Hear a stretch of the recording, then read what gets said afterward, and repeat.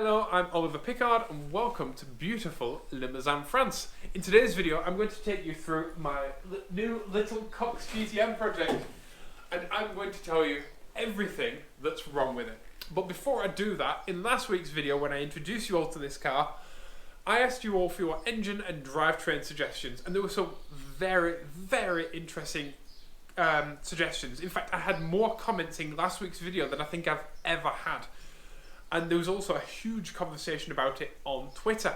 People talking about the centre of weight in the car, how much, like, the packaging that I have, you know, how much room there is for the actual engine. People talking about weight distribution. It was very interesting. Even people discussing, because I'm in France, what engines I could get hold of easily in France, or if they thought I should go for a mini engine, what mini engine would be best for my little GTM. So some really interesting stuff, and some engines I hadn't even thought of. Someone suggested a Fiat Twin Air engine from a Fiat 500 Twin Air. That's an interesting one. And some really bizarre stuff as well, which I expected. I expected people being like, put a snowmobile engine in it. Bradley Brownell of Jalopnik suggested putting a transversely mounted rotary engine in the back. That's an interesting one. I want reliability, Bradley, not rotary. But like I say, some really interesting stuff. So keep those coming in. If anybody has any suggestions, let me know in the social medias or down in the comments below. I also ask you for your names because my little project thus far doesn't have a name. There isn't a name that's just come to me. I'm sure that once I start working on it, it'll just be apparent and it'll just come to me. But there are some really interesting ones. My favourite so far is Kitty. One of my long-time followers and subscribed, I don't like the word followers, it makes me sound like Jesus. One of my long-time viewers, Otterkist, suggested Kitty, which is quite cute, which I like. And it's, you know, mini and kit car, Kitty. I quite like that. Someone else suggested Brian Cox, because of the Mancunian, because it's a Cox GTM, and there's a Mancunian astrologer called astrologer. I always forget which one's which, but there's a Mancunian bloke that looks at stars, and his name's Brian. I'm not calling my car Brian. But anyway, let's get stuck in. So, front to back or back to front? Let's do back to front. First things first, obviously we have no lights. There is absolutely no wiring loom or wiring of any kind in the car. Obviously. But the shell is actually in quite good condition. Often when you look at fiberglass cars, things like Lotus Europas or Lotus Elans, Alpine A110s, even Corvettes, you find a lot of spider cracks. These are kind of point of stress cracks. There are none in my little GTM actually, and I think that's because the body isn't a load-bearing structure, it's just a body. But it's been painted in a few places and it's been filled in a few places and stuff like that. My hair's driving me insane because it's wet. And of course somebody's removed the front bumper. I'm not sure whether I'm going to put the front bumper in or not, or whether I'm just going to sort this nose out. I'm not sure. But it needs work, but it is actually surprisingly good. The body's in very good nick. There are some stress cracks here around the windscreen frame. I don't know whether that happened when the windscreen was removed. Here's a spider crack. If you just there, that's what a spider crack looks like. I don't know whether the camera will pick that up. That will have to be sanded back completely till there's no crack whatsoever, and then completely re-glassed. But as usual with a car like this, the fiberglass is very dry. There's a spider crack right there in the middle of the bonnet as well that's hard to see. But it's really not that bad. There's a hole in the roof from where someone's put a screw through to fix a rear view mirror, and someone's gone over the line when they've cut the sunroof out. But I'm going to be getting rid of the sunroof anyway. The reason for that is because a sunroof frame has a certain depth and I need every millimetre of headroom I can get. And on top of that, sunroofs, you know, they're heavy, they're bad for handling, all that jazz. But some roofs are generally the enemy of tall people when it comes to fitting in cars. Speaking of, a lot of people in the comments talked about a gurney bubble. Gurney bubble is basically a little roof bulge that allows a tall person to fit in a racing car with a helmet on. Named after Dan Gurney, who was a racing driver as tall as me, and when he raced at Le Mans in the GT40s, they had to put a big bulge in the roof, which obviously would never be allowed today, because if you rolled the car, smack. But if I ever need to fit in this car with a helmet and get into the car with a helmet, then I may have to put a roof bulge in it. I'm not sure. There may end up being a gurney bubble in this car. But first things first, I'm going to do the chassis, and I'm going to go all Savile Row on the chassis, and I'm going to try and get every little bit of space I possibly can. For instance, over in the footwell over here, as you can see, two parts of the floor pan meet in a really inopportune space for me in a bucket seat, because my seat needs to go on that line, and so if I can remove that seam and put that seam either further back or not at all, by making a stronger floor pan to begin with, that allows me then to get my seat further back and lower down and not have those same issues. So I might not need a gurney bubble. So what I'll do the chassis first and fit it to my exact measurements and my exact needs, and then what I'll do is I'll put a helmet on, sit inside the car, put the body on, and see if I need a little bubble or not. But obviously I don't want a fishbowl on top of the car. Just, you know, drive with my head poking out like this. That's suboptimal. But let's check out the rear end, shall we? And we have cracks along here, and these boot panels, which are full of spider cracks. There's a massive spider crack right there. They've got numerous holes drilled in them for catches and handles and hinges and all sorts. And of course this big hole. This big hole is drilled in the back by a lot of people who have Cox GTMs because they want to run a big Weber carburetor. And I'm not going to be running a big Weber carburetor, I don't think, but I don't like the way it looks anyway. It's off centre, it's funny, there's holes everywhere. I don't know what I'm going to do with these, whether I'm going to remake them completely and whether I'm going to buy new ones. I simply don't know yet. In the rear, we have another bunch of holes. And these big recesses are for the rear lights. Now, numerous different rear lights were used in Cox GTMs. Some forward rear lights were used. I think mine had forward rear lights. Some used Triumph Dolomite Sprint rear lights. There's a bunch of different ones.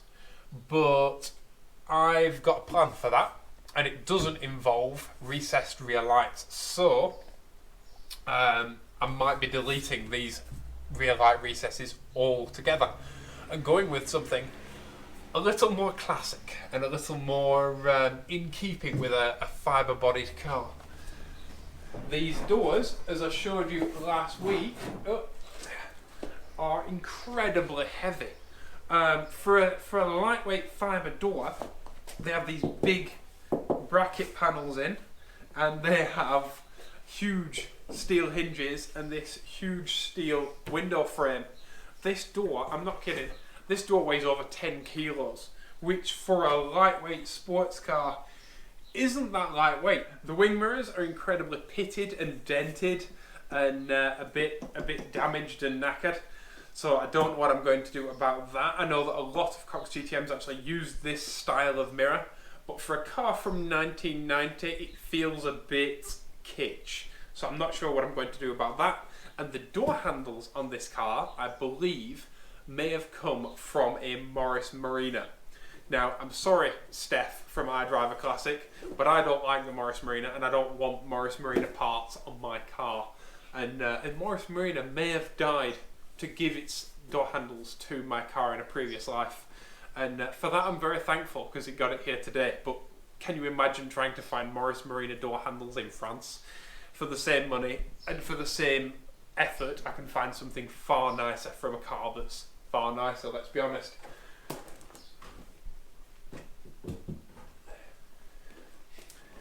Now then, in the actual cockpit, we have these big side vents. Side vents are really common in Cox GTMs, and they came with, I'll be honest, they look like some Hoover attachments, like the plastic things that you attach to your Hoover to hoover your sofa.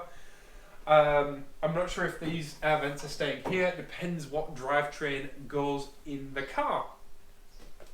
We have these lovely little, they're not a very nice colour, but we have these lovely little mini lights. Absolutely nothing wrong with those, although I'm not sure I'm going to keep them.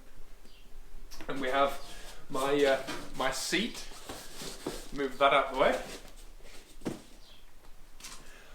Originally, this has Triumph Spitfire bonnet hinges. I will be keeping bonnet hinges. I have some, but they've got a lot of detailing on them, which makes them look quite dated. So I'm going to try and find some others that don't have a bunch of detailing on them, that's a bit smoother and a bit classier, a bit more classic. To try and not make it 70s or 60s or 80s, to try and keep it a bit ageless, because after all, it is a very classic shape and it is a very beautiful car. Take my bonnet off. Oh, how many cars can you do this with and just take the bonnet off? And here is the front subframe mounted up in the exact same way it is in a Mini. And we have some Mark 1 Mini Cooper S disc brakes, some poly bushes, but we also have some welded suspension arms.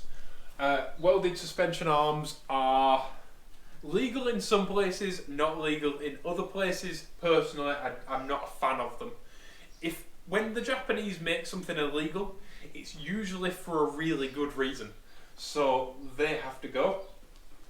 But like I say, I'm not sure what I'm doing suspension wise yet. One of the problems that a lot of Cox GTMs have, it was really interesting. Last week I heard from 3 people who have driven Cox GTMs and 1 person who actually owned one. One of the issues with Cox GTMs is that obviously this front subframe was designed for a front engine car. It was designed for a Mini. And so it was designed to have 150 kilos of weight on the suspension. That's what the spring rates in these big rubber cones were designed for. And so they were designed to have 150 kilos pressing down on them, and that helps them to grip. But then when you take that 150 kilos out, it ends up a bit oversprung and a bit bouncy on the front end, but the back end then has a load of grip, so it can cause understeer. So Cox GTMs that aren't really well set up can have some rather interesting handling characteristics. But that needs sorting out. But yeah, the actual front subframe's pretty good. I'm going to take the rest of the body off now and show you the chassis. And thanks to the magic of editing, I now have a naked Cox GTM. Now, there is no roll bar in this car. There once was, although it wasn't proper roll bar, it wasn't FIA spec or anything like that. And I will be fitting a full cage in this car because it is extremely low to the ground, it is extremely lightweight, and I do want to drive this car on a motorway. And with ever bigger cars, I want to be as safe as possible. So it's one of the reasons I'm going to keep it. I want to paint it a bright colour, and I want to keep it as safe as possible, so that I'm visible, and so that should anything ever happen, if I'm not in the car, if my partner's driving the car and she has an accident or anything like that, I want everyone to be as safe as possible. To show you just how light a Cox GTM is, if I lift with a straight back and a sharp jerking motion, I can actually pick the front end of my car, which is good, because we had to do this when we bought it. Again. Yeah, it's actually light enough to lift. When we bought it, we had to lift it up to get it over the wheel wells of the van, which we used to collect the car. But yeah, she's pretty light. Over at the rear subframe is really interesting. And here at the rear, we have another mini front subframe. In fact, these are the brackets that mount the subframe to the floor of the Mini. So this would be the firewall of the Mini, and your engine obviously sits in front, but these are the brackets that would attach it to the floor, and this would be the front of your car. There. And this frame is obviously designed to attach that subframe to the central chassis because there's no top forward mount on a mini subframe.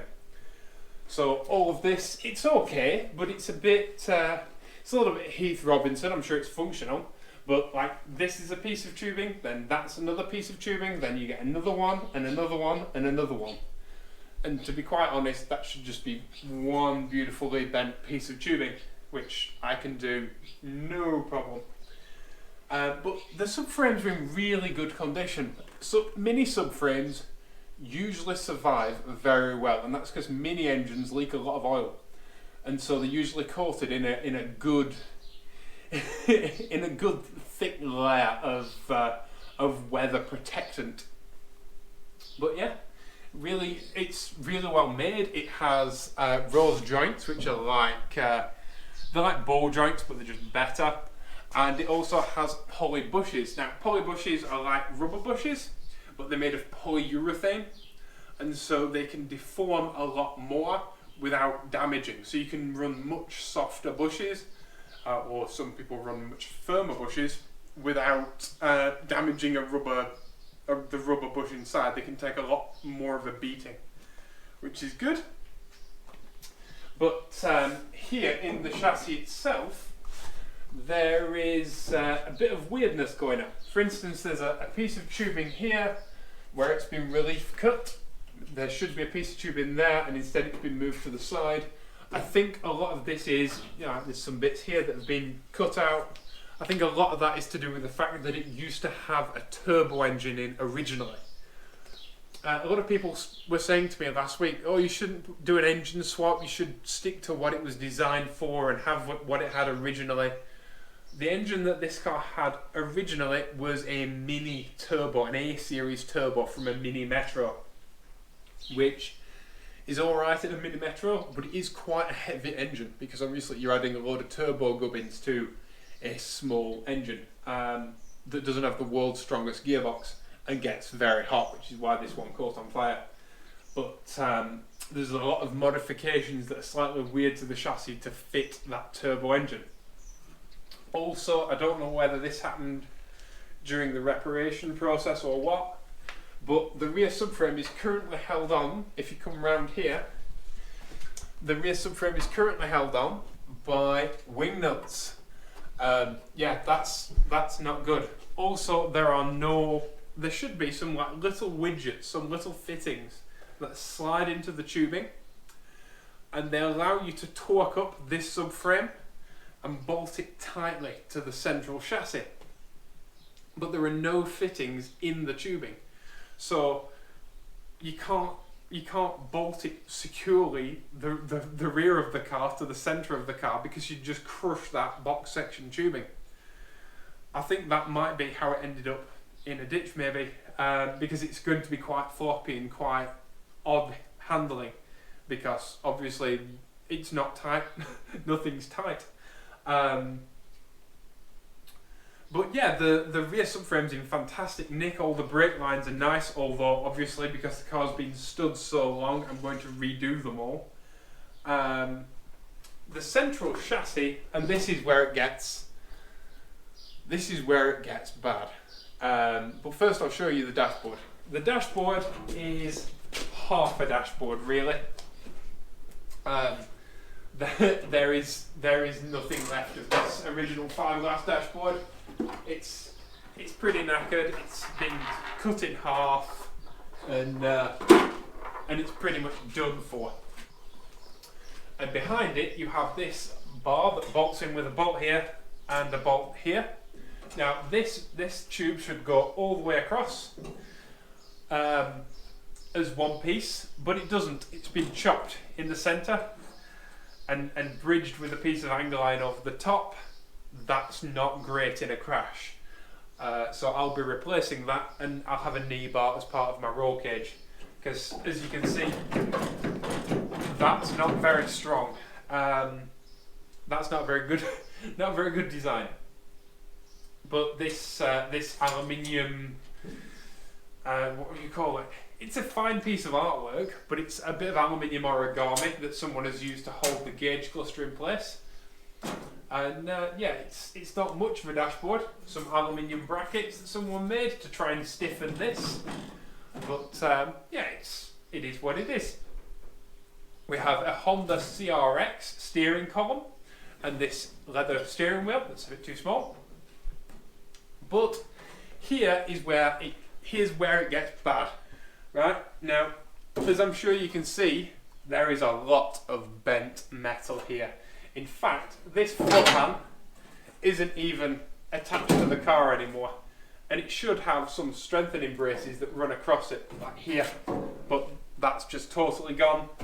The sill is totally bent in, it's mashed in here on this lower side. There, it's totally bashed in, and that looks bad. But when you look at it from the inside, it's even worse. It's all been torn away and it's completely shot at. This centre section here at the back is bent. It has a very large bend in the actual firewall, and it's all bent in the transmission tunnel as well.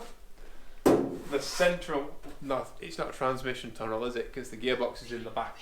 But what would be in a front engine car, the transmission tunnel, this central tunnel, is completely stoned in, and it's pretty bad. it's pretty damn twisted. In fact, like I said, the entire car is 2 centimeters shorter on this side than it is on that side. And if the camera comes where I am now, I can show you on this side, which is the side that looks okay from the outside, there is a lot of, I mean, that's car. There's a lot of rust. I mean, that's the sill look, and you can see my fingers through it. And this floor, this corner's completely gone. So there is a lot of work to do. Not only that, the dashboard, now I've got lucky hands. This dashboard, imagine if I was in a bucket seat with a 4-point harness. This dashboard is so far away from me I couldn't actually touch any of the buttons, and I've got arms like Mr. Tickle, so the dashboard is going to have to come closer to me, as is the steering wheel, because the steering wheel is in a different postcode to where I'm sat.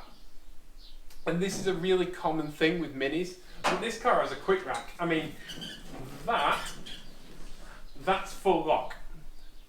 And this is a very small steering wheel. So you can imagine, like, that is a lot of a lock instantly, just from a little turn of a steering wheel. So you can imagine how twitchy this car would have been on the road with such a small steering wheel.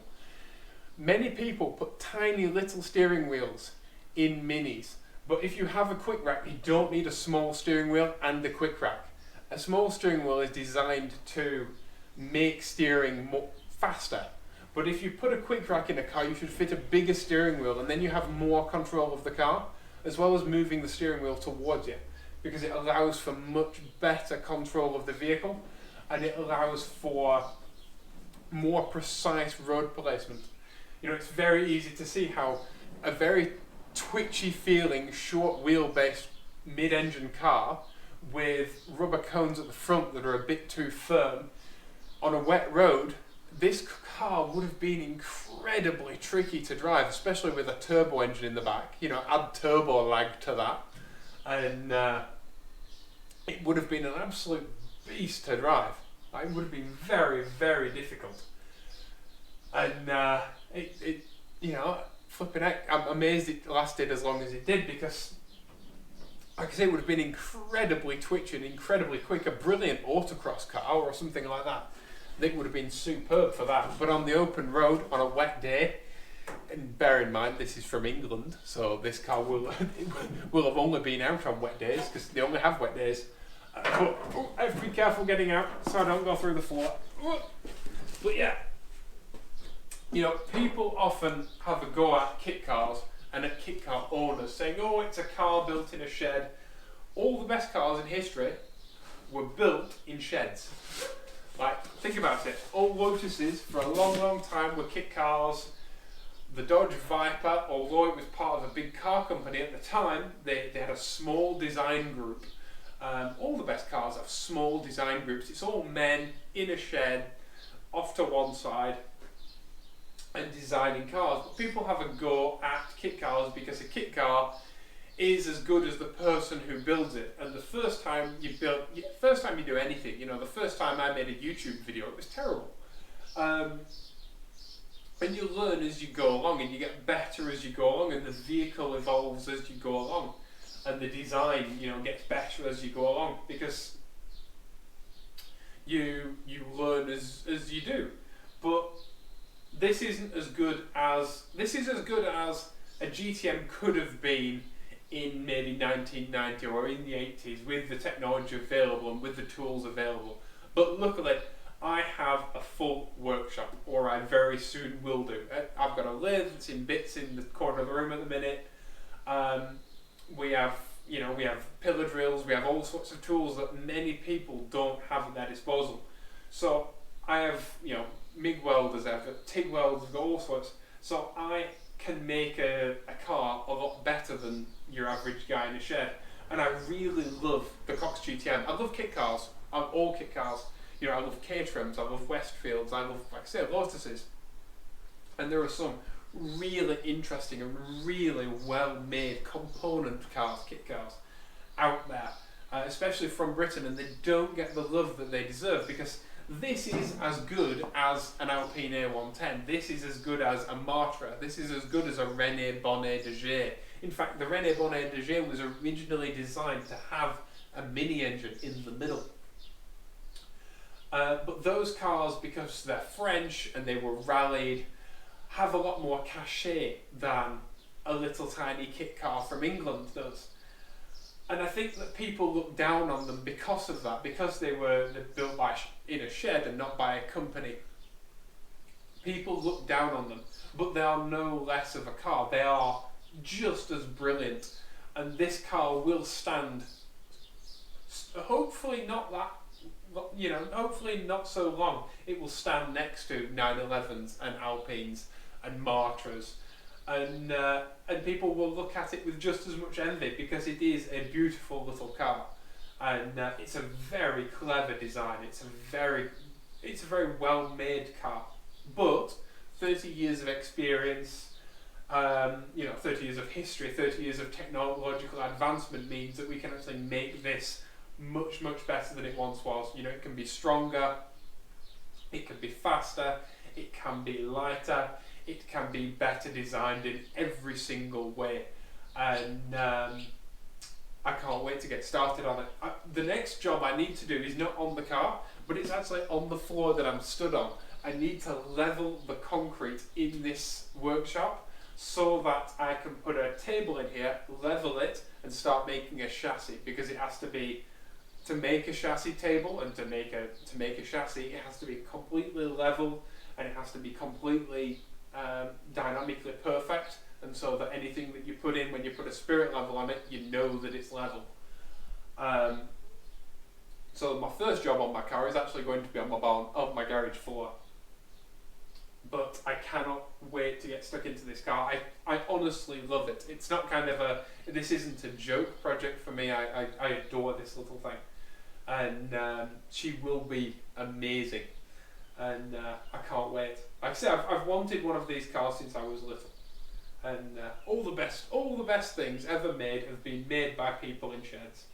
And I'm not in a shed. I'm in a you know, I've upgraded to a barn. But I can't wait to get stuck in. And I don't want to say anything bad about any of the previous owners or anything like that, because obviously everybody has done, even the guy who sold it to me, who didn't do any work on the car, he bought it and brought it to France, but he had so many projects going, he couldn't do all the work on it. And one of the previous owners mentioned to me that he bought it because it was one of his dream cars, but he had other projects going, and then rather than let it rot into the ground, sold it on to someone he hoped could sort it out, and then that person sold it to me. So in a way, even the guys who did no work on it at all helped this car find me. And that's an amazing thing, you know, even having the courage to actually say, right, I'm not just going to let it sit forever because I know I'm not going to get round to it and this car deserves better. Guys like that really deserve appreciation, because there are many people out there with barns full of cars who just sit on them, and one day I'll get to it, and one day I'll get to it, and they end up never getting to it. And if we're going to save these things, we need to get them into hands of people who have the time and have the kit to make them beautiful again. And that's definitely me in this case, because this little GTM will drive again. And far sooner than you think. It won't take me as long as you think it won't. It's not going to take years, it's going to take months. But I can't wait. It'll be better than it has ever been before. And I love it. I'm still massively enthusiastic about it. And that's funny because I got mad about 14 times when I put last week's video up. But I adore it. So thank you all for watching. Tell me what you think of my chassis. If you have any comments or questions, please leave them down in the comment section below. Thank you all for watching. Please be awesome to each other. And I'll see you all in the next video. Bye bye.